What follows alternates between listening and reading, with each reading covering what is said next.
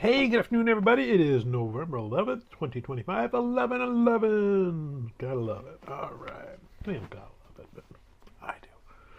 All right. So what are we going to read today? We're going to read John, the New Testament book of John, chapter 6, verse 1 to 21. So we're going to get two miracles here. First one is the feeding of the 5,000. He's off in the wilderness. It's starting to get late. People are hungry. Disciples say, hey, we don't have enough to feed all these people. What do you want us to do? And he says, well, ask around. And they find out that this boy has 5 loaves and a couple of fish. And Jesus says, well, let's start passing that out. And they're like, well, you got to be crazy. There's 5,000 men. So we don't know how many women and children are in that group, but a lot of people. At least 5,000, possibly much more than that. Parallels between this story and the manna falling in heaven during Exodus. Manna came from God.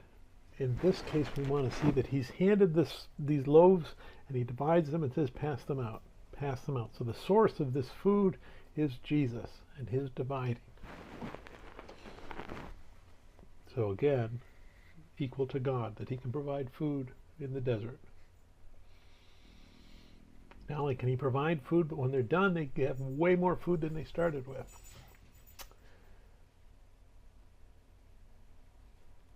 When the people find out what he's done, they want to come and make him king, which, again, we're still early in Jesus' ministry, and Jesus doesn't want that to happen because he knows that's going to derail his mission. So he goes off into the mountains to pray, to get away from the crowd, so they can't do that.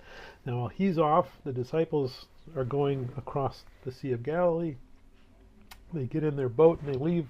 Everyone sees that they leave without Jesus. Everyone sees when they get up the next morning that no other boats have left, but Jesus isn't there. Jesus has shown up where the disciples went. How did he do it? Well, it tells us. He walks on the water, another miracle. Let's go ahead. We're going to read John chapter 6, verse 1 to 21. After these things, Jesus went over the Sea of Galilee, which is the Sea of Tiberias.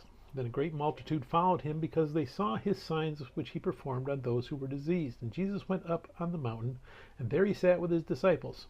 Now the Passover, a feast of the Jews, was near. Then Jesus lifted up his eyes, and seeing a great multitude coming toward him, he said to Philip, where shall we buy bread that these may eat? But this he said to test him, for he himself knew what he would do. Philip answered him, 200 denarii worth of bread is not sufficient for them, that every one of them may have a little. One of his disciples, Andrew, Simon Peter's brother, said to him, there is a lad here who has 5 barley loaves and 2 small fish, but what are they among so many? Then Jesus said, make the people sit down.